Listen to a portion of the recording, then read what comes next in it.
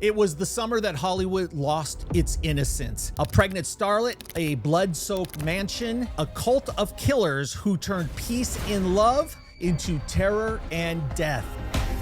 One of the victims was in bed reading a book, and 20 minutes later on the front lawn with 28 stab wounds. Dennis Wilson picked up a couple of the hippies in Manson's clan that were hitchhiking. And this is how it just speeds up the whole narrative. Manson shows up and smashes Hinman on the side of the head with a machete, and he says to Bobby, "You know what to do." Manson was paroled more than 5 times. It was a setup. Welcome, everybody. I'm Tom Zenner, host of One Degree of Scandalous, right here on the Tom Zenner Scandalous YouTube channel with the one and only Kaelin. Kato, we are fresh off our tour of the mansion sites, which was fantastic. Yeah. I know people really enjoy it, and they're really going to enjoy our guest today because we wanted to follow that up by bringing in probably the number one expert when it comes to the victims of the crimes, the history, the artifacts, the pop culture elements. And this guy also was personally reached out to by Quentin Tarantino to help him out on Once Upon a Time in Hollywood. And we are going to get into all of that. I love it. You ready? Yep. Let's do it. Okay, let's bring him in. Scott Michaels. You guys know him. We reached so many comments from last week's episode, Scott.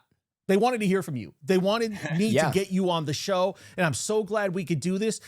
Kato, Mr. LA and Hollywood here has now moved to the desert, apparently. Oh, so he's not on Cielo Drive. I see that in the background. I'm going, I thought, wait, he moved in? I thought it was Jeff Franklin's home from Full House. No, it's not. He's just stole the sign.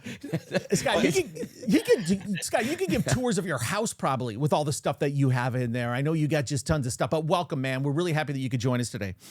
Thank you. Thanks very much for having me. Yeah, there was a time where I had all of this stuff I had a ton of stuff. I mean, terrible things. And there was a lot of, sort of energy banging around in my house. I don't know how you feel about any of that stuff. But once I got it out, because before we moved, we had a museum on Santa Monica Boulevard right across from the cemetery.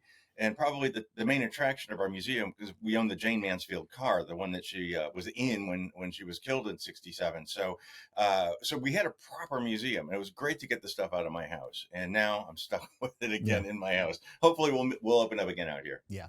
Well, there's so much we're going to dive into here, Scott, and tap into your expertise. His podcast is fantastic. Dearly Departed Tours on YouTube. Make sure you check that out. He had the actual tours here in Hollywood until COVID. And of course, 6 Degrees of Helter, Skelter is the magnificent documentary that Scott did on this entire case. So Scott, we got to start somewhere. Kato's from Milwaukee. I'm from Minnesota. You're from Detroit. We got a whole Midwestern vibe going here. God. The cool thing that I saw in your doc was your background. You're from Detroit, and you made a comment. Kato, did you hear this? Where he said that he grew up near the street that had some of the most accidents, and they have the roundabouts in Detroit. So I can imagine if you're not used to driving there, things happen. But you had to have an initial interest in pursuing what you did. Were you telling the truth there in your doc where you said you saw so much death there that may have triggered something where you wanted to examine this on a higher level and dig into some of these cases? Well, I was exposed to it when I was really young, and I didn't know any different. So, I knew people. I think I've known, so it was either 6 or 7 people that had been murdered over my lifetime. Wow. And it's sort of just the way it was. And I'm not trying to be blasé about it, and I'm not trying to say, "Ooh, I'm so dangerous." I'm just saying it was. And we lived on I think it was the 10th major accident-prone corner in the city, so people would, die in front of my house in car accidents because it was too tricky of an intersection. So it was just my life was integrated in it. And then we all had, like, growing up in neighborhoods, there's that creepy old lady, that's the haunted house, that's the lady, that's where the lady killed herself with a hatchet or killed her husband. So I'd always ride my little Stingray over to those houses and just gaze at them. So it just became natural. When it came to celebrity and all that sort of stuff, that's when it all clicked for me, and that's when I came to Hollywood. Scott will not be doing a tourism ad for Michigan anytime soon. So, but it's funny too, because growing up in Milwaukee and all that, you always have these urban legends of whose house there, someone was killed there, or whatever. But all those acts. You probably were a big fan of the film Crash with James Spader. That was something. Yeah, sure. That was a wild little piece of history, quote unquote. Yeah. That was fascinating. Yeah. Yeah. Yeah. Okay. So, Scott, the thing that you've done such a great job of is focusing on the victims. And I think I mentioned this off the very top that you went so deep as to interview people at the coroner's office, decipher some of these autopsy reports. This is 56 years ago. This has turned into such a spectacle with the movies, Manson, his sidekicks, dying in prison, one getting out on parole, whatever's happened to them. But I know you've never wanted to lose sight of these victims. And how shocked were you when you found out just how grisly and horrible these crimes were? Because we know they're bad. You're writing messages with blood on the wall. We see the headlines. You've dug deeper into the woods. How horrific was it? But when Helter Skelter came out, the first book in 71 or 2 or something like that, I don't know exact year, he had the photographs. Mr. Bugliosi published the photographs of the victims. They were black and white, and they were cut out. They were white images. And for some reason, that was almost scarier than the real images, just imagining what happened there. And of course, the case, a little kid in Detroit growing up, I was scared of Manson because they made him into such a boogeyman. I thought, he's going to come crawling up the side of my house and killing my family as we slept, because that's what happened that night. Up until that point, everyone thought they were safe in their own beds. And one of the victims was in bed reading a book, and 20 minutes later on the front lawn with 28 stab wounds. So the comfort level of America went away. First time I saw the victims, it was jarring. It is really horrific, and it's really quite moving to see that and to know what those last minutes of terror would have been for them. I can't imagine, because they all saw it. They knew what was coming, and that's the worst thing. They weren't caught off guard, like all of a sudden dead. I mean, they experienced it for a good 25 minutes in that house, and that to me is more terrifying than anything. Yeah, I'll tell you what. Go ahead. Exactly the feeling I have. That I don't think it was ever. If you're on the jury, portraying that the victim seeing that they're next to be killed, or watching their friend being killed, and Tate just being. It just in my mind, Helter Skelter, like you, I grew up watching that as a kid.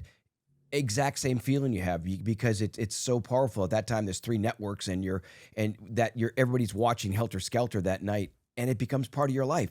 And you think, even though you're 2,000 miles away, it could be happening to your house. You're locking the doors, and once again, the power of the media, of just having a TV film of Helter Skelter. It still has an impact on me today, with the Steve Railsback playing the part perfectly of Charles Manson. Mm. Yeah, and Manson was a convenient boogeyman, because he wasn't there, during those 2 nights of murders.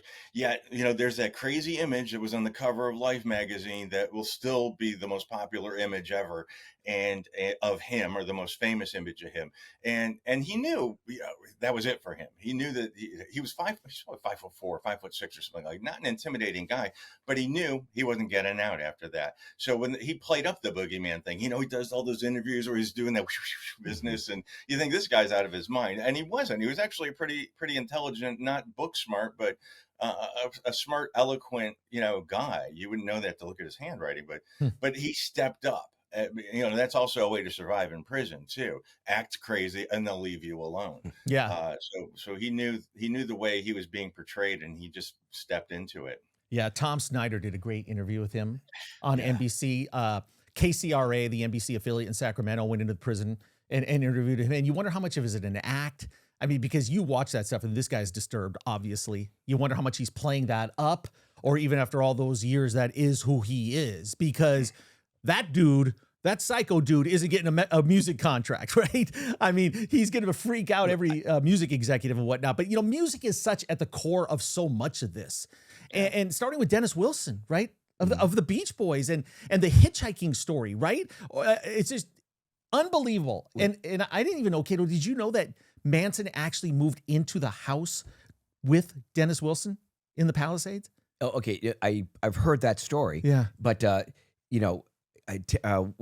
Melcher was the music producer. Yeah. That I don't think a lot of people mention about that. He was friends with Brian Wilson at the Beach Boys, was he not? He was, yeah. He was a producer, a very, very successful producer, and he lived in the house on Cielo Drive.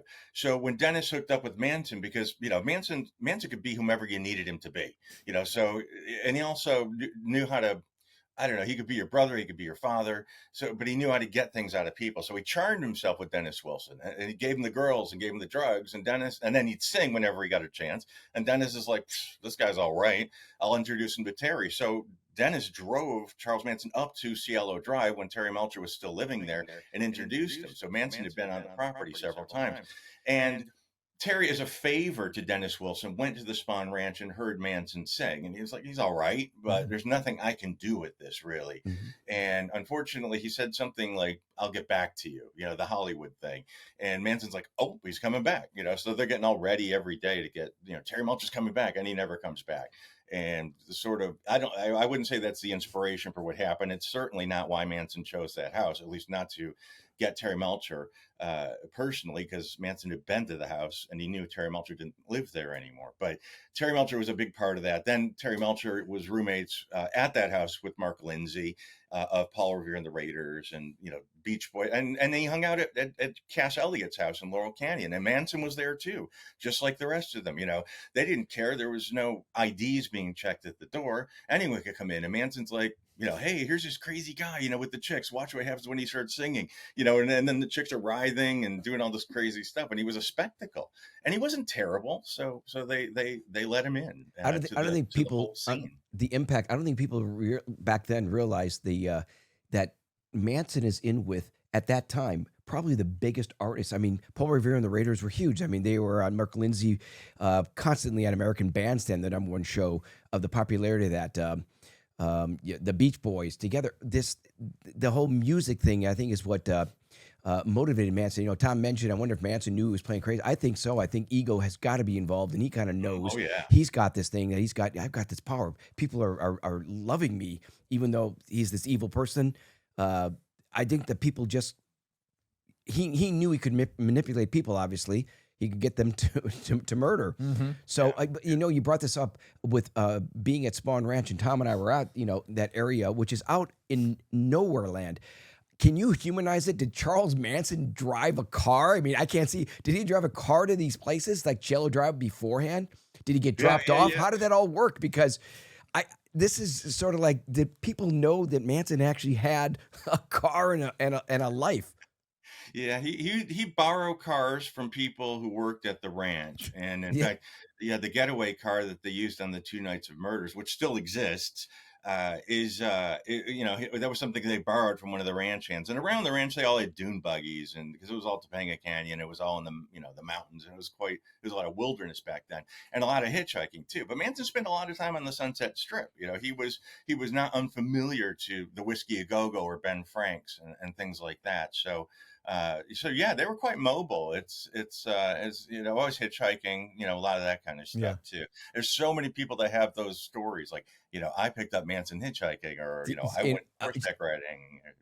Everybody relates a story. It's like, Tom, when I do this, everybody's got an OJ story to me. Yep. And I was saying, back then, people must have said stuff back then that probably passed away by now, but going, I used to go to Ben Frank's, and this guy would order the pig in a blanket.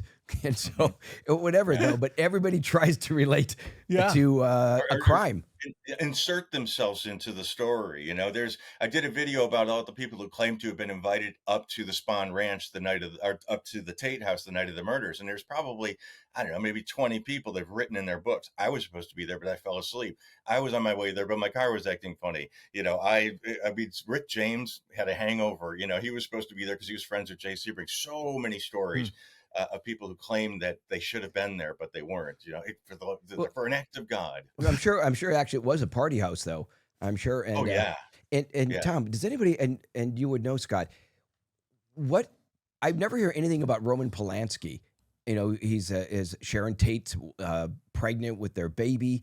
Did he ever go on any shows? And still to this day, I mean, you don't hear anything about him. Obviously, he can't come into the USA, but everything with the internet is easy to get a hold of him. And I would think Tarantino would reach out to him, if he did reach out to him, and if Polanski responded. I mean, they're both directors.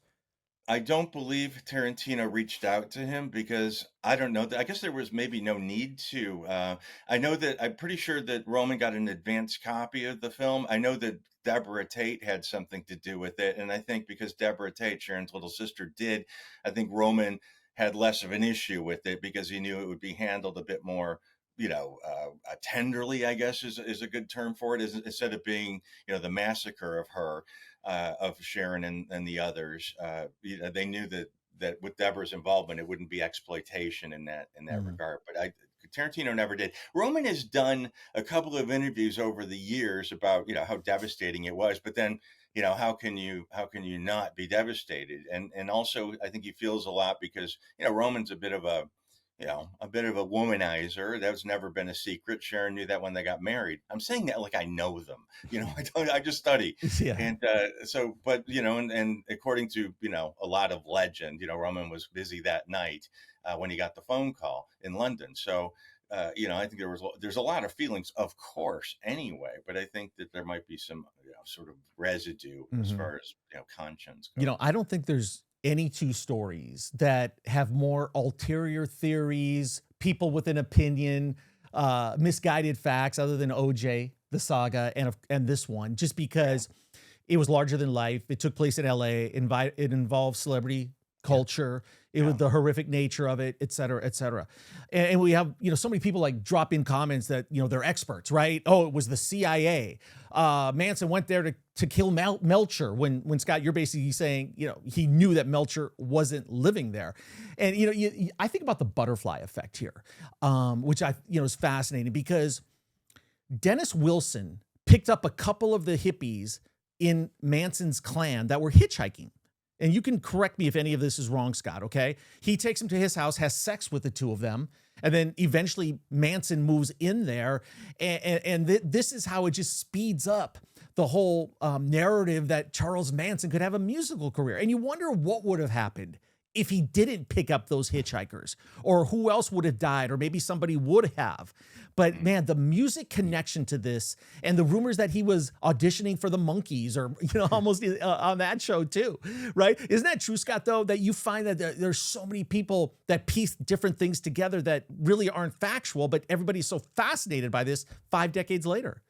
Oh yeah, people state them as fact, and that's urban myths, and people will oh that's true because it's a fun bit of trivia to don't drop into a conversation.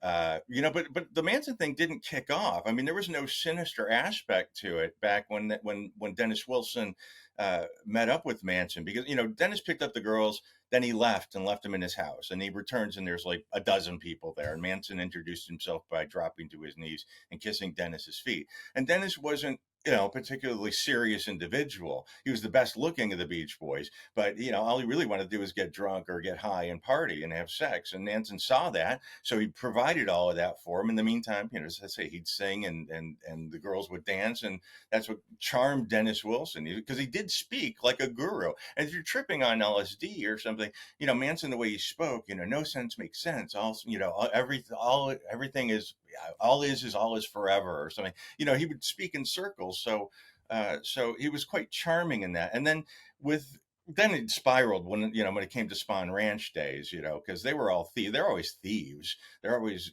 stealing things and shoplifting. But and cars and things like that. But when it got to the drugs, that's when it spiraled. So there was no master plan. They were winging it. They were by the seat of their pants. It was never, but Mr. Bugliosi had to weave together a story to get a conviction. So it makes it sound like Manson sat and went, "We're going to do this, we're going to do that," and it wasn't like that. They were just winging it the whole Yeah, time. and Bugliosi just knew how to, like Cochran, Bugliosi knew how to talk to a jury. He knew how to convince them that this was the Helter Skelter, the Rent and the Yeah. Pigs, and he made a story believable to the jury. And I think Manson knew he had no way out. And like you said, I think Manson just became crazier and crazier with the swastika and Yeah, he everything told else. the girl, "Shave your heads," at this Yeah, point, get up and scream at the judge, and that kind of thing. So it was a show. It was a show, and yeah, Manson. A friend of mine was friends with Manson, not a follower, but a friend of Manson's, and said, "You threw those girls under the bus, didn't you?" And Manson's kind of sheepish and goes, "Well, So he was manipulative. Oh, most definitely. But I don't think he ever saw that we'd be talking about him 56 years later and what happened that night. But there's all sorts of theories about right. that night and what happened that night. But even Tex Watson, who was I think they should be called the Tex Watson murders, to be honest with you, because he's the guy that massacred 6 of those 7 victims on those 2 nights. I mean, literally. Well, the description. And Tex Watson drove that night to Cielo Drive, and he says, we drove to Terry Melcher's old house because we had been there before. I drove up this street, and so it was never. There was never. Why let the truth get in the way of a good story? And there's a lot of that too. But Mr. Bugliosi never had to prove why anybody did anything, just that they did it. And people really resent him for that, but it doesn't really matter. Yeah, I mean, the ends justify the means. You got to get this guy locked away, and whatever tale you can tell to the jury to get that done, because there was little doubt they were involved. It's not like they had the wrong people. We went to the Gary Hinman murder site, his house. Again, Kato, super remote. I mean, just no cell signal. I don't know why anyone would want to live up there, but wrong place, wrong time for Hinman, maybe. But, on top of the music, drugs are so interwoven into so many of these motives and reasons. I mean, they gotta find a way to keep getting high, right? Whether it's stealing money or whatever. Is there truth to the fact that Hinman was dealing drugs? Because he was also this peaceful music teacher, right? But why did they go there? Was it for the drugs? Yeah, I mean, he was, according to most published sources, he was manufacturing MDA, and on a small level. And apparently a batch that he had made and he'd sold to Manson, they in turn sold to bikers, and it was a bad batch. And Manson sent one of his friends, Bobby Beausoleil, to Gary's to get the money from him. And Gary didn't have the money. And that's another one that spiraled out of control, because it started, they were pressuring him, they were beating him, and he didn't have any money, couldn't reimburse them. And Bobby calls Manson, and Manson shows up and smashes Hinman on the side of the head with a machete, and there's blood, and they're screaming, and there's a couple of the girls there, and they're screaming, and Manson leaves, and he says to Bobby, "You know what to do." Yeah, so Manson never ordered anybody to kill anybody. That's something that's another myth. And Manson was smart. He knew how to word things. Like the girls will swear that Manson told them to do something, but if you listen to their testimony, they'll say, Tex will say, or Charlie always said, do whatever Tex tells you to do. So Tex is saying Charlie wants you to do this, but the girls are saying Charlie told us, but actually Tex told them what Charlie told them to do. So I know it's kind of nerdy, but that's what I do. But Manson was really smart and never directly ordered anybody to do anything. He just made it clear what he wanted. Are you sure you want to do this? Are you prepared to face the consequences for your actions? That kind of thing. But he never told them what to do. He was the drill sergeant. Manson was the drill sergeant. Tom, we're talking about all the victims, and one of the victims that I always thought about what was her connection was Abigail Folger, because the billionaire, the heiress of the Folgers coffee family. Was it a friend of Polanski's? Was it a friend of Tate's? And I forget if she was with one of the other. Her husband was there. You can tell me in the audience, but her connection to the whole thing, because her murder. That's just a huge story in itself. Of obviously Sharon Tate, actress, playmate, and she was pregnant. But Abigail Folger's has got to have an incredible story too. Yeah, she was. I mean, of course, she was richer than anything, but money wasn't something that really dazzled her very much, or she didn't need it. So therefore, she felt more useful doing other things. And she used to volunteer at the Haight-Ashbury Free Clinic up in San Francisco. She met up with Wojciech Frykowski, who was a friend of Roman's from Poland. I guess when I understand, Wojciech's father lent Roman some money to make his first movie, and he felt an obligation. So he sponsored Wojciech to come to America and as a screenwriter or something. Like, he never wrote anything. And Abigail Folger and Wojciech Frykowski met at a party. Jerzy Kaczynski, I think, was the person who hosted the party, and they became a couple. Now they lived not far from the house on Cielo Drive where Roman and Sharon lived, and at the end of, Sharon went to London with Roman. Sharon was pregnant. They didn't want to have the baby in Europe. They wanted to have it here. So Sharon came back alone on a ship and came back, and Roman was supposed to join her in 2 weeks for the birth of their baby.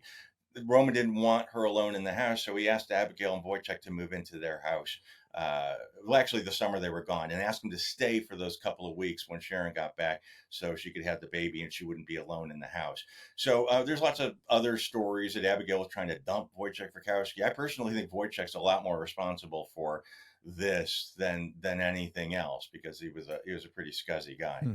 And but they say, he was out for himself, out for the heiress and her money. Not no, I'm going to marry her and get it all kind of a way, but he liked that life. He liked hanging out with rich and famous people, but Wojciech is the one who I would look at more closely here. To get away with 11 murders, a lot of things have to go right. You got to get a lot of good breaks. And you've driven the sites. You've been to all of them. We've been to a lot of them. There's a lot of distance between Spahn Ranch, Cielo, Benedict Canyon, Topanga Canyon. These are long drives, multiple people, drugs involved, and leaving the scene of a crime. You could be speeding. You could be out of control. It's crazy to me that they got away with all this, with the drugs, being high, leaving the scene of a crime, I'm sure, on cloud 9 because they just pulled off what they did. But they were also pretty strategic because they would cut phone lines, right? And they prepare for this to try to not get caught. So what did you learn just diving so deep as you did? They would use Spahn Ranch as a place to rehearse these things, as base camp. But were they pretty detailed when it came down to committing the crimes and knowing how to get in and wreak their havoc? Well, no, it was. Again, I believe that they were winging it. They all been in the house. Tex, said, I've been in that house. I knew the layout of the house, so I let myself in through this window, and then he tiptoed through the house and opened up the front door and let the others in. But they'd all been there. Susan Atkins swam in that pool. They knew the house. And Deborah Tate said they ate on those dishes. They knew that house well. And in the LaBianca house, well, there's again a lot of theories there, but for sure Manson was at the house next door. A friend of his was renting the house next door for a long time, and Manson was positively placed there, I think, a half a dozen times. So it was because it was a hippie hangout. And in fact, Susan Atkins, who was in the car that night, when they went to the LaBianca house, was asleep in the car. And she woke up in front of the LaBianca house when they stopped there. And she said, "Oh, isn't this a house where we dropped acid?" And Tex says, "No, it's the house next door." So, and when they entered the LaBianca house, they went through the gates of the house next door and crossed over the front lawn and hopped the fence. So, these are places they were familiar with. There are a lot of theories about why they chose the LaBiancas, but certainly they knew the house next door. Yeah, so no one will ever know. But I think also they're very amateurish because they threw the bloody clothes into the mountains, the gun. I mean, it's pretty stupid stuff that they didn't. And maybe it's from the drugs or whatever. But it's sort of like that's the clues for the police detectives to find out who they were. And I think that was obviously that's mainly the reason they got caught. Yeah, I mean, it was ridiculous. Well, they say it was because there were two different police departments, and the police department that was the sheriff's department were investigating the LaBianca crimes. I think they were younger, they were hotshots, they were involved in Bobby Kennedy, and they were these kids they would call kids, and the guys at the Tate house were older, more seasoned detectives. And the LaBianca, they went out there, they went straight to them and said, "Look, we think they're familiar. There's the writing on the wall, the word pig, the multiple stab wounds. We think they're related." But these older guys are like, "Nah, we're looking at drugs for this one," which was something to look at. But that was at the very beginning. And what the crazy thing that solved this case with what you just mentioned, the clothes and things like that, they had all this information for a long time. Susan Atkins she bragged about it to a woman she was in jail with. And she was supposed to be the star witness of the trial. She did an interview and she wrote down every single thing they did. We stopped afterwards and we hosed off in the driveway, and this old man came yelling screaming at us. Then we drove for a while and got out of the car, and then we threw the clothes over the cliff. The police had this information for a really long time. And then when Susan Atkins said, "No, I lied. I made the whole thing up," Manson got to her somehow, and she was a bad witness anyway because she was nuts. But somebody sold that confession or that testimony to an LA newspaper, and it was published in December, and it tells the whole thing. She says that we drove for a while and we stopped, and this, to hose off, and this old man came out and started yelling at us. Well, Rudolph Weber, this guy's reading the paper, goes, "Hang on, I think that's me." And he could describe the car and the people, and he remembered the license plate number. And then it was like the next day, these reporters, just for giggles, got in their car and they drove, and they got to the first place they could turn off, and there's the bloody clothes. These reporters found it. The detectives never went looking for it. And this, forgive me, I'm going on, but the kid who found the gun, the gun, they threw the gun off, from the car over what they thought was forest, but it ended up in this kid's backyard. He found it on September 1st and turned it into the police. And Mr. Bugliosi knew what kind of gun it was going to be, and they published pictures of this gun in newspapers saying, be on the lookout for this gun. Well, this kid who found the gun, and the police had it, his father goes, that looks like the gun Stephen found. So we called the police, and the police said, nah, we don't keep evidence that long. They thought it was a crank call. The first time they hung up on him. The second time they said they dumped the guns in the ocean. And somehow he got to someone in the media, and the media got in touch with the right people, and they had the gun since September 1st. So, they screwed up spectacularly on this, and that's a lot to do with why, And, because like you said, Kato, we had 3 stations of news to watch back that time. Right. So we had a lot of time left to our imaginations. And here are these 2 nights were supposedly random nights where people are crawling into people's houses, and it was a hot summer and people didn't have air conditioning. So they got their doors and windows locked and they're boiling to death and, in these houses because someone's going to come crawling up the house. It put the fear of God into people. And I think that's the reason why a lot of people are still fascinated by this. It affected them. Tom, Scott, you had said something that was fascinating, I thought, in your documentary of Manson. You talk about that Manson was paroled more than 5 times, I think. So it's sort of like, was he working? A theory might be, was he working with the CIA or whoever else? That Manson was supposed to be in prison, but he got out each time for violating parole. So your theory in that, if you want to tell everybody, was was it possible that Manson was was supposed to do what he did? That it was a setup. You following orders from higher up. I mean, he kept getting paroled, and you don't keep getting paroled. Yeah. I mean, there's a writer by the name of Tom O'Neill who wrote the book called Chaos, and that was his big thing, MLK Ultra, which I still don't know what it means, to be honest with you. And he thinks that Manson was sort of this. I don't know what you would call it, Manchurian candidate sort of creature to set up to do these things. I personally don't subscribe to that, but I think Manson was a convenient scapegoat because President Nixon, was trying to get people to, sort of turn against the hippies. And it's funny, another thing is Manson was in his 30s when he did this. The others were in their, their teens, their early 20s. But during the trial, President Nixon was an attorney, and he knew how things worked. And he said in an interview, here's a man, Charles Manson, who's clearly guilty of murder. Before the trial even finished, and they say Nixon was trying to get people to turn against the hippies because the hippies were anti-war. So it was published in the news. It was published in the newspaper, headlines, Manson guilty, Nixon declares. And somebody got that newspaper to Manson, and Manson showed it to the jury during the trial. This is the president is telling me I'm guilty. So, and it wasn't thrown out. And it should have been. So, there are lots of factors here that make you go, that's really interesting. And here's another offshoot. You can probably maybe delve into this another day, but there's a book about Laurel Canyon, weird scenes inside the canyon. And everyone in Laurel, be it John Phillips of the Mamas and the Papas, Frank Sinatra, people like Jim Morrison, people, David Crosby, all these people came from military families. Every one of them had parents that were high-ranking military.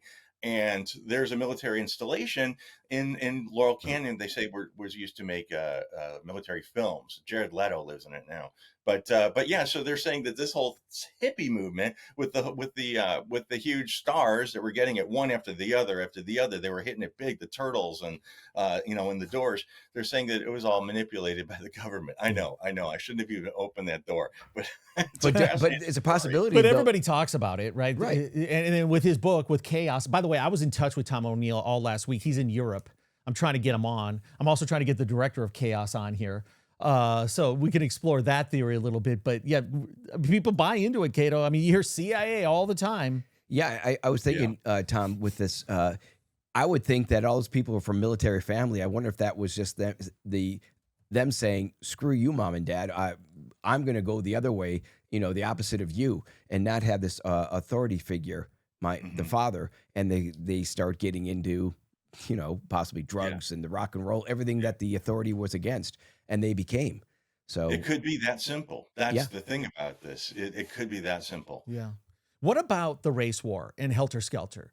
Because I mean, you've talked about it in the past too. I mean, they did things to kind of divert things, so the authorities would think the Black Panthers were Mhm. involved or something like that. Was there legitimacy to Manson wanting to ignite a race war?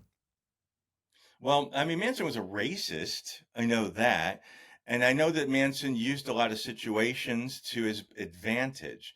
And there was another one of the things that really kicked this thing off was a drug deal that Tex Watson was involved with in Hollywood. It was an apartment building next to the Magic Castle. And this drug dealer's name was Bernard Crowe. Nickname was Lots of Papa. He was a black guy. And Manson sent Tex and one of the girls to Bernard Crowe's apartment to buy drugs. Forget exactly what it was, and the drugs were given to Tex, and Tex says, "Oh, you know what? I left the money in the car. I'll be right back." And he says, and Bernard Crowe says, "No, you leave this girl here and go." And Tex is like, "Okay," and he left, and he went back to the Spahn Ranch.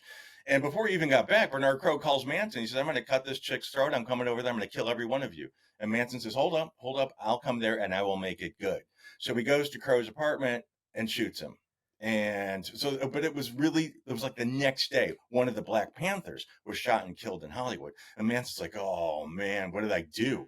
So that's when, they started having people patrolling 24 hours and looking at Blackie's coming, Blackie's coming. He was afraid because he thought Bernard Crowe was one of the Black Panthers, he thought he had murdered a Black Panther. Now, there was a lot of that, Blackbird and things like that off the White Album. I don't know how that deeply they got into the racism as far as that goes and the war of Helter Skelter. It's hard. Some of the family members will say, "Oh, yeah, legitimately." And maybe he did. I think the girls may have believed in all that business because Manson, again, he could convince anybody Sure. of anything if you give him 20 tabs of acid a day.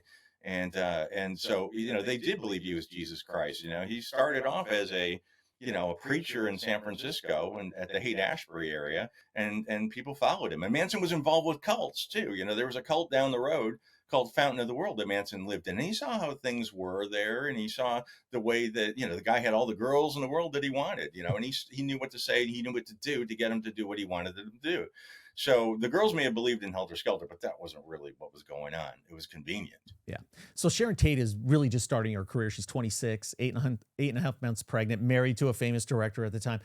What would be a comp for people that don't know how big Sharon Tate was at that time?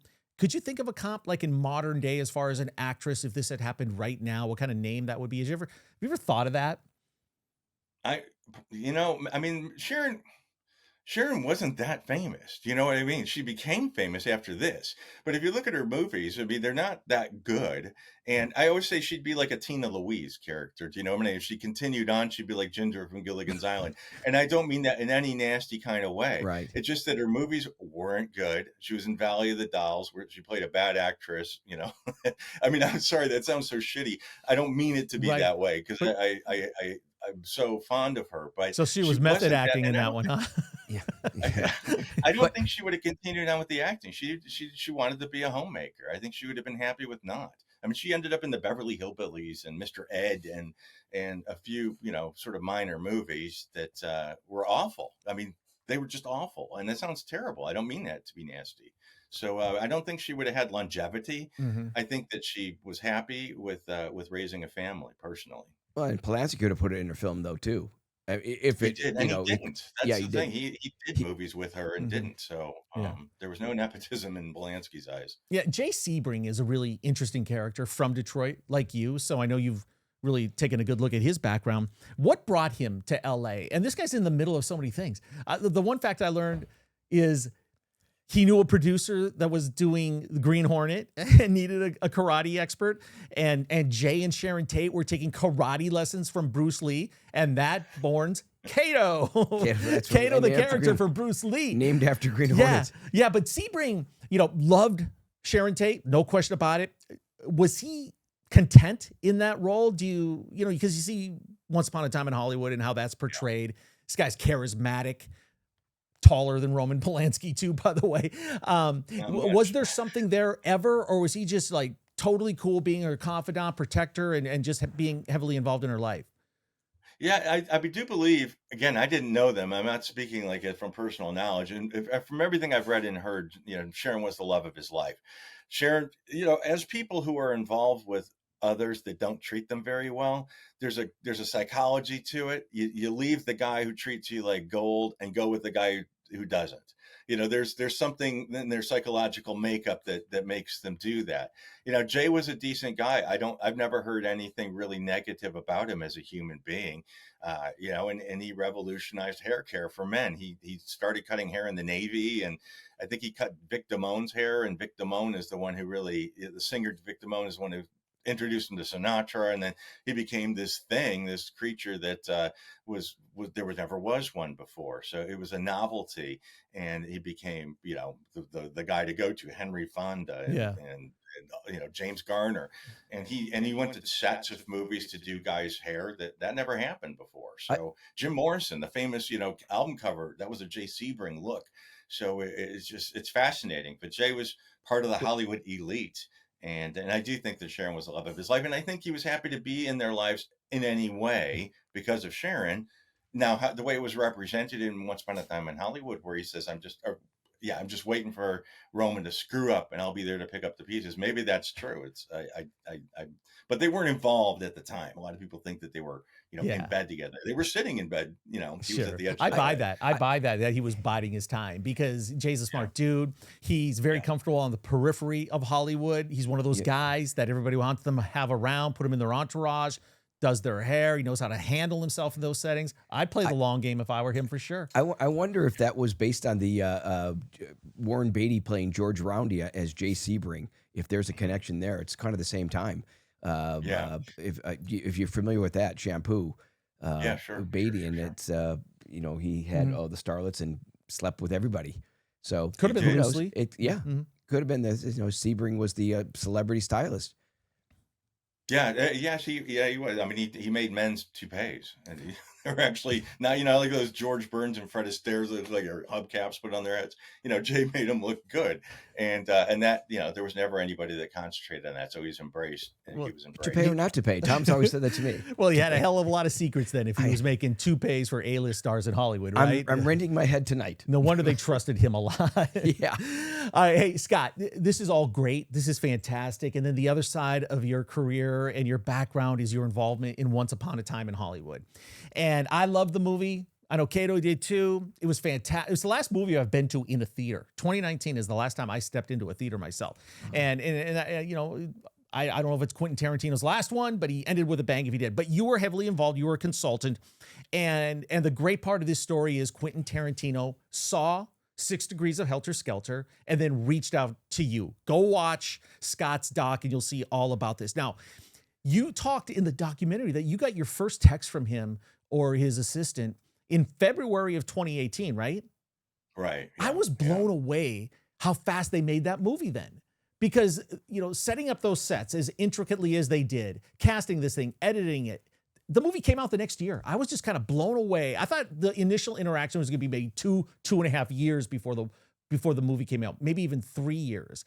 But that was interesting because he reaches out to you in February 2018. And then were you quickly involved? Like, did you get to work right away? Yeah, he was doing the background. They were doing location shoots, and in fact, location scouting at that point, and that's why they brought me on. I think initially was because my friend, I have friends that own Jay Sebring's house up in Benedict Canyon, and the house looks very much like it did back then. And we drove up to Cielo, and Tarantino and I walked up Cielo Drive, and he was saying, "Oh, well, this could be where Rick's house is." We know that he didn't shoot there, but he did use Cielo as much as he possibly could. That was authentic to 1969. They put a few streetlights there that weren't there before, but he did use Cielo Drive, and then they moved up to another house that had a similar type of layout. But I think initially was mostly for my friend's house, and I introduced them, and they shot up there for a week. They renovated the pool, they put Jay's hot tub up there. That ended up not being in the film, in the finished product. But I was talking to Barbara Ling, who was the production designer, and she said everyone knows Tarantino made a 4.5-hour movie, so we will see that footage at some point. And then during that time, he and I talked quite a bit. and because we had a lot of time in the car. So we went to Jay Sebring's salon, where it used to be on Fairfax, which Tarantino put back. He put the facade of the salon back, and they shot inside the salon. And again, it didn't make it into the final product, but they invested a lot of money into that shoot. And I mentioned to him that I met Mark Lindsay, and Mark Lindsay told me that two of the songs from Paul, who was the lead singer of Paul Revere and the Raiders, who doesn't know that, and Mark Lindsay told me that two of the songs that were huge, good times, I think, is him Good and thing. him or Good me. thing. Good thing, thank you. And they were both written on the piano inside the house on Cielo Drive, because they both were roommates there before, obviously before Terry Melcher moved out. Mark Lindsay and Terry Melcher wrote this song on the piano that was in the room where the murders happened, because Mr. Altobelli, who owned the house, rented it fully furnished. So all the furniture was in that house, was in there for the last few tenants. So I always thought it was fascinating that those two songs were written on a musical instrument that was about 20 feet away from where this horrible thing happened. It echoed off of these amazing things. And I told Tarantino, it was like his eyes lit up, and it was such a fascinating thing to know. And then he used some of those in the film. And then at the piano at the house, there was some sheet music on the piano. And one of them was Straight Shooter by the Mamas and the Papas. The other one was Pomp and Circumstance. And Tarantino had him chase down that sheet music and put him on the piano. And then they used Straight Shooter in the film. So he was using a lot of factual nuggets, we'll say, in it. And one of the shoots. Sorry, I'll stop if you want. No. Are you kidding? Keep it going, man. This is Sebring's fascinating. salon, Yeah. when I went to Sebring's salon just as a person to want to see it, because historically, all the parking meters, all the cars in the vicinity. There's a newsstand across the street that had all paper magazines from 1969. It was nuts. And then somebody saw me and said, "Well, why don't you come in and say hello?" So I did. And as I was leaving, he says, "Oh, I want to ask you something. What was the name of the book that Abigail Folger was reading in bed?" When Susan Atkins grabbed her and pulled her, into the living room. And I said, "Well, it's Madame Bovary, because I knew you were the guy who knew." And as I was leaving, this was the most insane story to me, because I saw Margot Robbie there, but I didn't know who she was at the time.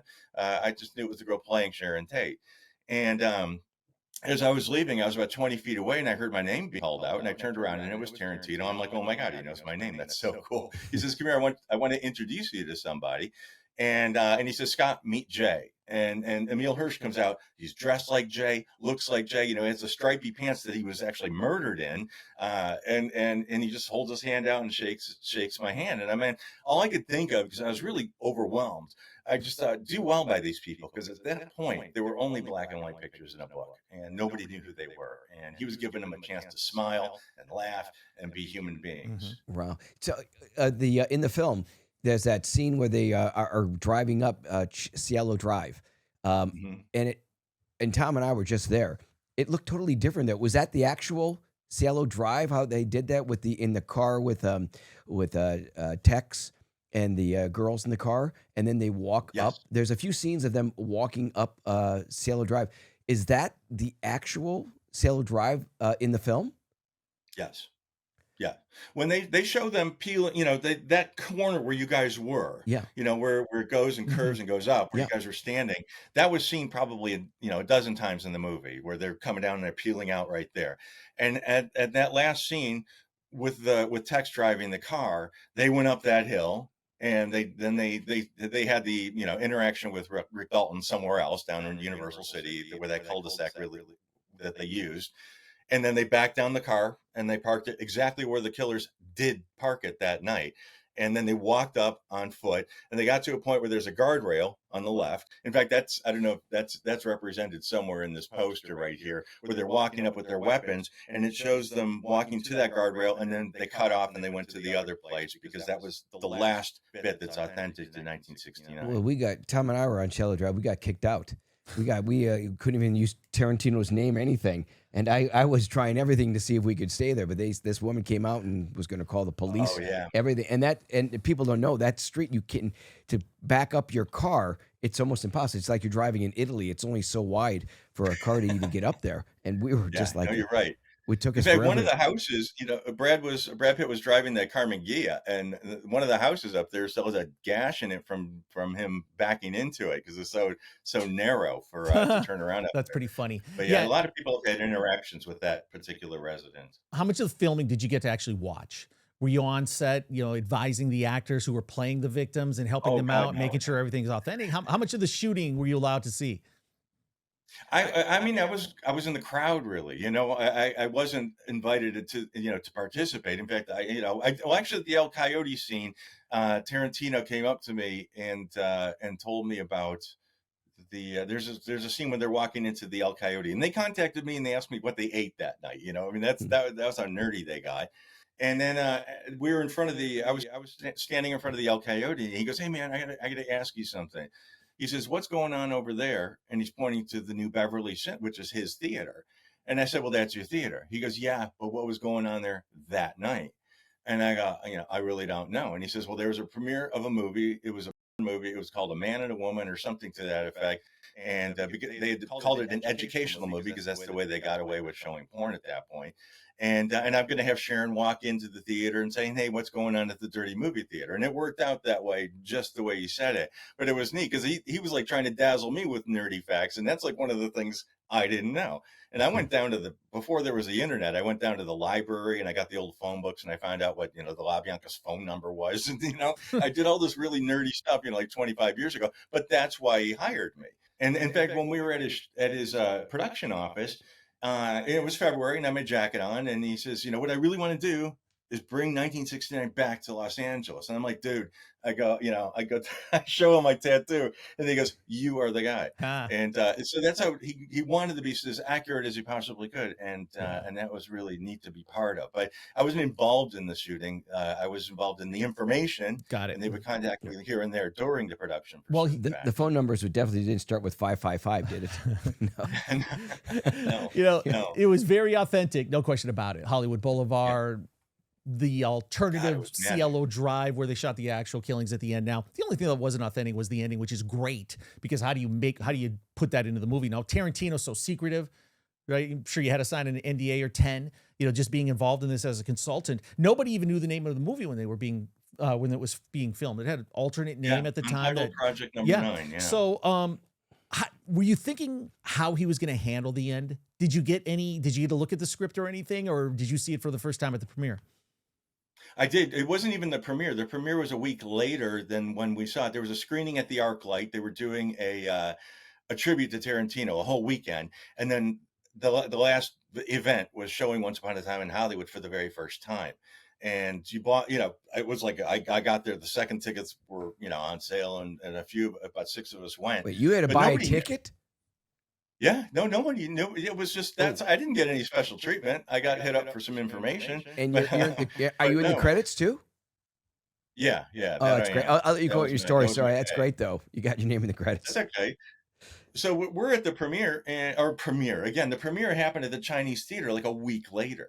They were supposed to, in fact, he wanted to premiere it on the 8th of August, but then it turned out that was the anniversary of the murders, and he thought better of that. So I think they won 1 week later because he was really respectful to the victims. And so when we were there and Tarantino introduced the movie and the screen goes down and we're watching it, really engrossed in it, and all of a sudden, August 8th, 1969, we're like, oh shit, what's going to happen? And we're, I got goosebumps thinking about it because it was so intense. And then you're watching it and it was just people were hooting and hollering and laughing and clapping. And it was the weirdest feeling. It was great, but it was the weirdest feeling. Did you like the ending? I mean, the ending was awesome. I mean, what are you going to do with it? Right. But I mean, just to see, everybody that knows the story knows the hell that those victims went through, and to have it turned over like that and have Brad Pitt's dogs be involved and Leo coming out with the flamethrower. I mean, so creative, so over the top, but I mean, I felt good as an audience member seeing them get a little justice there. That was awesome. And I was thinking about that being a Tarantino film. I was wondering if that flamethrower is the same one they use in Inglourious Bastards. If he used that. I'm sure it is. Isn't that I'm positive that he thought that he probably I think he thought that he's going to use this again in another film. He already had that in his head, and that was going to be the bit. I really do. I really think he thinks that way. But And he comes out with that flamethrower, which is like, so, and he was drunk. And like And he was Matt's drunk. He car was trying to learn his lines for his next show. Yeah. And he's floating around, on the pool, and then just, hey man, I got that flamethrower. Let's go get that thing. Yeah.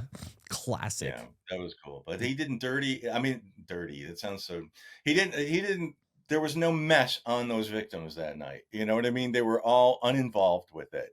And when you hear Sharon Tate on the intercom, it's like, that like destroyed people because it was so cool. Because it didn't, if only. So I've got this coffee mug, 10050 Cielo Drive, and I showed it to Scott earlier, and he said, "Is that from the Haunting of Sharon Tate film?" And I said, "Yep, you got one too." So, of all the films and documentaries, everything has been done. Of course, yours the best. What is the other ones that intrigued you, and what did you think of this one? And I know it had, it sort of had nothing. I think the director kind of went on his own thing of putting things that possibly weren't in that. By the way, and were you contacted for that film? And what are your favorites? I mean, I'll watch any of them, because it's a good story. That's what's so awful about this, because it's such a good story. And I've seen probably all of them, including like the ones that were made in the early 70s that were just all Cult of the Damned and stuff like that. And they were all, the first Helter Skelter movie is people had a connection with because of Steve Railsback. And Helter Skelter, for what people ever say about that, theory of the black and white, the Helter Skelter, Helter Skelter is the story of the murders, exactly what happened, where it happened, who did it, and the trial. It's the history of the trial. So that movie was really good in that way. The other ones that I've seen are okay. Some of them are absolutely horrible. But I'll tell you what I would recommend if anyone see. It was on Reels, and you can get it on DVD. It's called The Myth of Helter Skelter, and it was a 5-night thing, and they went into every single detail of it, and not in a boring way. It wasn't like it was pow pow and you were exhausted by it. It was riveting, and it talks about how we got everyone, who everyone was, and what exactly happened there. And that one I was involved with, and I would highly recommend it educationally and interestingly because of LA and the 60s. It was just the way the music industry and everything, just like what we've been talking about. Yeah. Scott, it's such a crazy career that you've crafted from Detroit. It's not really an icebreaker at a cocktail party. Hey, are you into serial killers? Hey, you into mass murder? Right? And I don't know how your family looks at this. My wife doesn't even watch this stuff. I mean, she's not into killing. I have to tell her about these episodes. But it is crazy how there's this cottage industry with these high profile crimes because they're so fascinating. And do you have nightmares? I mean, you've seen autopsy pictures, you've talked to coroners, you've seen crime scene photos. Has this affected you in any way adversely? I would say desensitized me. There was a time, there was a show or VHS out that I watched in the 90s called Faces of Death. And there's footage of a politician by the name of Bud Dwyer who was busted for embezzlement, and he was convicted. And at the press conference, he unalived himself in front of this film cameras. And it's a horrible, horrible thing. And I watched it, and it took me a good week to shake that. I was so disturbed by that because it was a snuff film. That's what it was. And now I can, I can see anything, right before bed, and it doesn't bother me anymore. So, which is, a comment on society, I suppose, what we have at our fingertips. And if I had a kid, I'd be scared to death to let him near a computer. So yeah, it affected me at one point in time, but I'm desensitized to it. And there was a time when, if you wanted to read a true crime story, you went to the supermarket and bought a true crime magazine, and you kind of hid it. You hid it in your LA Times or whatever.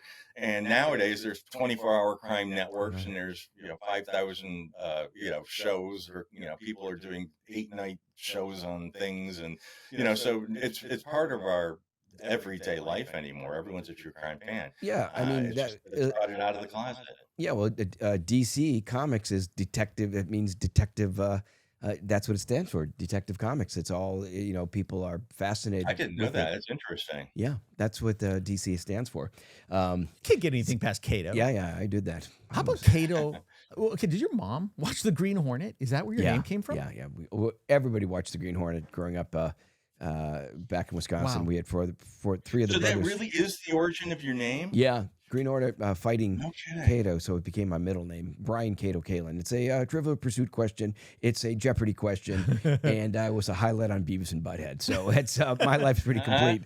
I wasn't all that, you know. And we were talking about 1969, how Tarantino brought 1969 back. I think that is also the reason that it was new. It was this new thing coming from Haight-Ashbury down. The drug culture started, the Vietnam War. And it was ripe for something, and Manson knew it was ripe that he could convince people. I don't know so much about convincing to kill, but he found out how much power he actually had. He said, he's thinking to himself, I can make these people do whatever I want.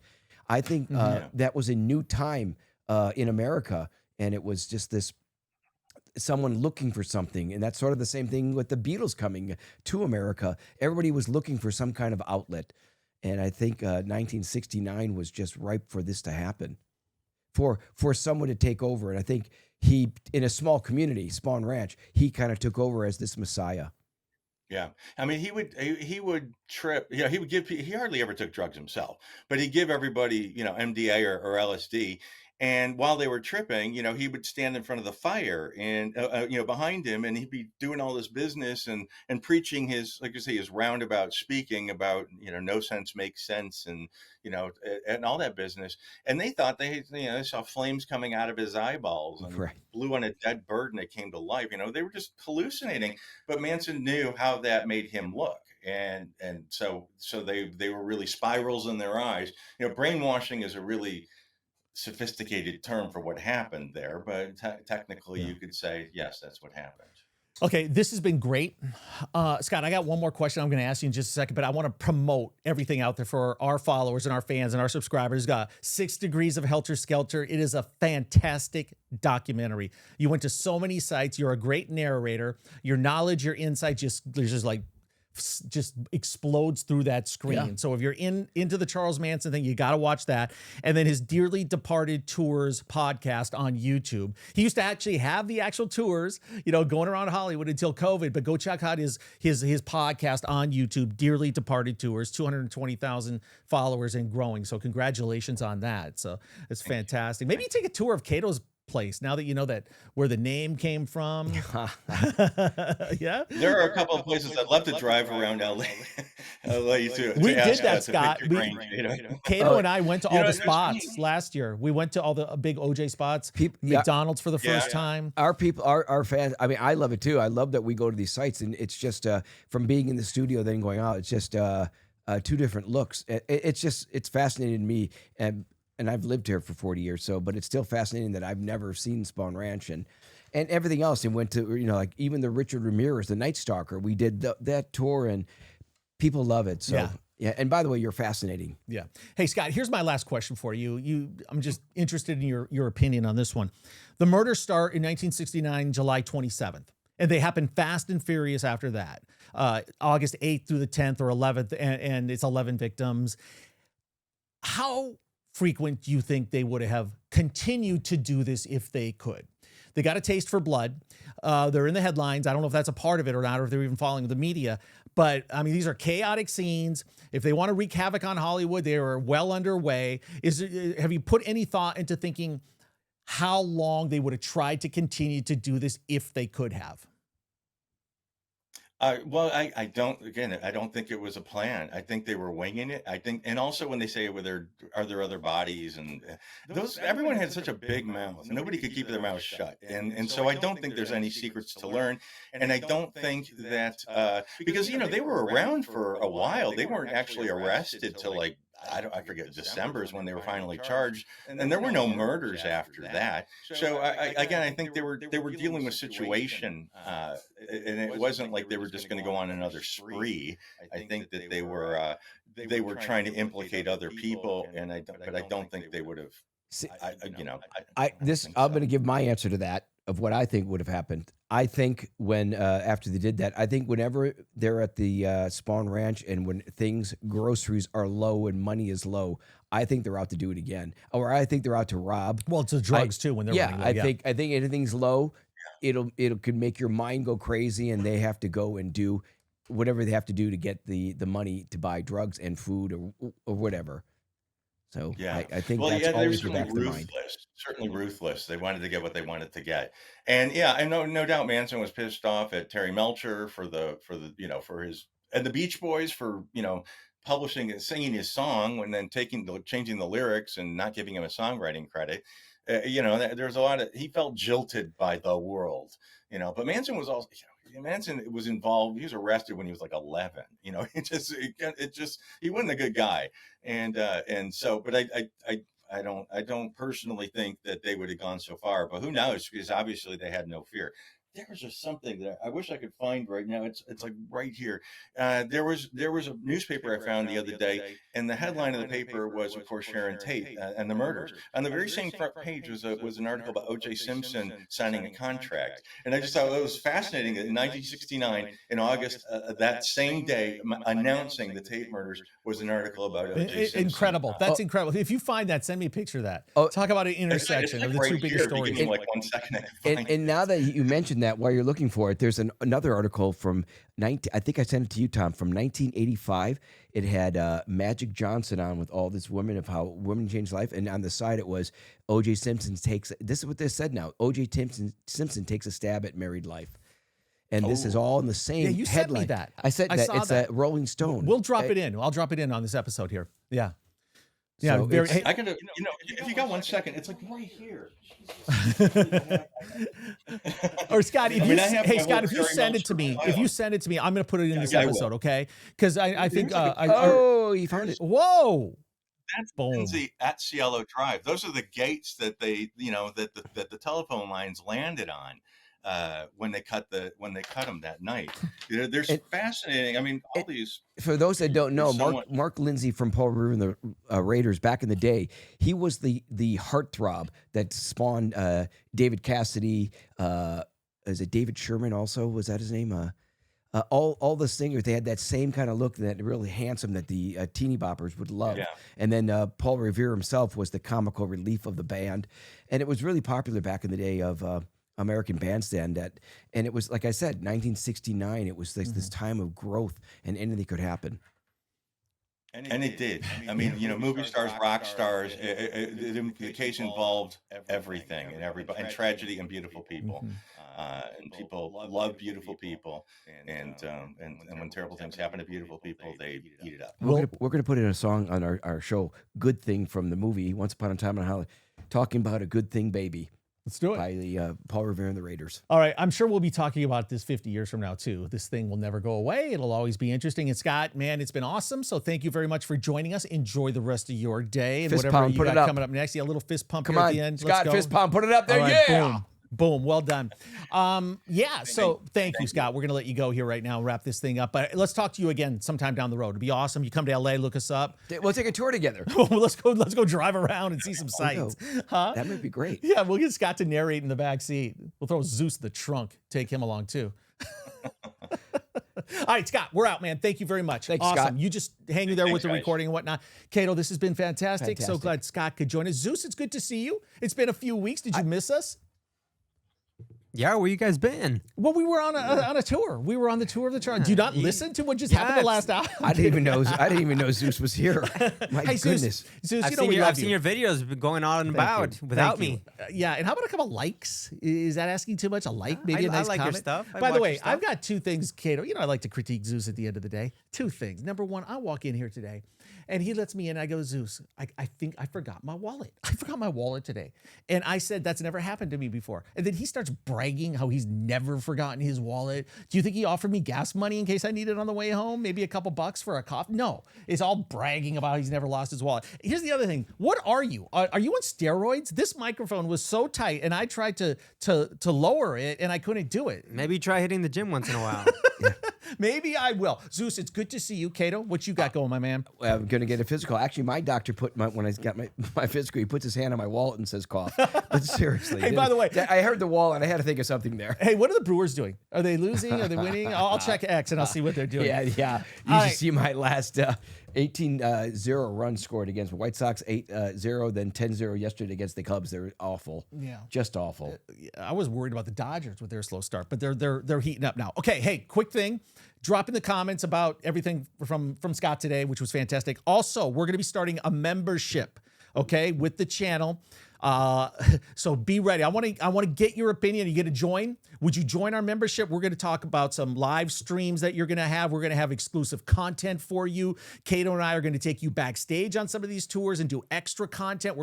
We've got so many things as far as exclusive things that we can bring you. So let me know if you're in on a membership in our club here on our YouTube channel, because we're going to get this very soon up and running, and we're going to bring some amazing value and content and things that you won't find anywhere else. You sold me. All right, that's it. We're out. We got more coming, including this summer. We got a trip to Milwaukee planned. We got a trip to Idaho planned. And the reason we were planning this trip, sounds so people know, is Milwaukee, Jeff Dahmer, and of course Idaho, the Brian Kohlberger case coming up. Yeah, and then I'm bringing Gil and Tom Lang back Herrera into studio, the two OGs from the LA County Sheriff and LAPD, two of the best detectives to ever walk this earth, are coming back. And I'm going to put a big old bottle of wine right here, and we're going to share it. We're going to top classic stories. We're going to have them give their opinion on some stories that they weren't involved in some crimes. So a lot of stuff coming up. Thanks so much for watching, everybody. Bottle of wine. Zeus, he perked up there. Bottle of wine. Zeus perked up. Okay, good night, folks. Yeah, Zeus. Good night, good morning, I'll bring your good sippy afternoon. cup for you that day for your wine.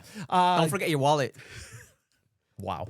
Zeus, good seeing you. Kato. Great, love you. You have a great week. Thanks for watching, everybody. And we will see you very, very soon.